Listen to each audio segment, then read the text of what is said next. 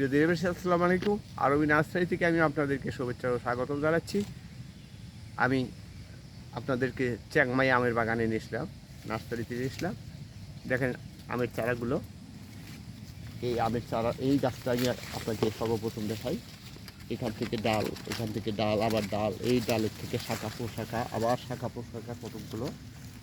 এটা একটাই শুধু নয়, আর একটা দেখাই। এই যে আর একটা দেখেন, এই যে আর একটা দেখেন, এই যে আর একটা দেখেন।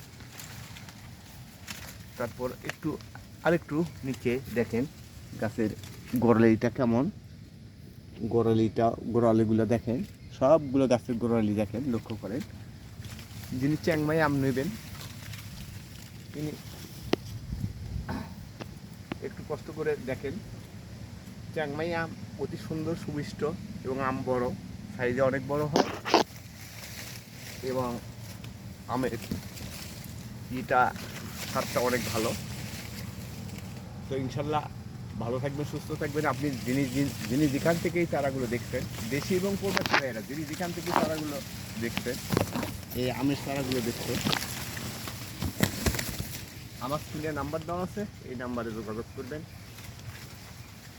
যোগাযোগ করলে আমাকে পেয়ে যাবেন। ইনশাল্লাহ কোনো সমস্যা হবে না। ভালো থাকবেন। বিশেষ করে প্রবাসী ভাইদেরকে আমি অনুরোধ করব যে আপনারা আমরা সবাই মিলে একটা কথাই বলবো, আমরা যুদ্ধ চাই না, শান্তি চাই। পৃথিবীতে যুদ্ধ অবস্থা সৃষ্টি হয়েছে, সারা পৃথিবীব্যাপী যুদ্ধের ঘটা বাড়ছে, যুদ্ধের দামামা বাড়ছে। তো আমাদের করার কিছুই নাই। সেই ক্ষেত্রে বিশ্ব নেতারা এক মঞ্চে বসে যেন এই যুদ্ধ পরিস্থিতি একটা সুষ্ঠু সমাধানে নিয়ে আসতে পারে, এই আশাবাদ ব্যক্ত করে আমি আপনাদের দোয়া কামনা করে শেষ করছি।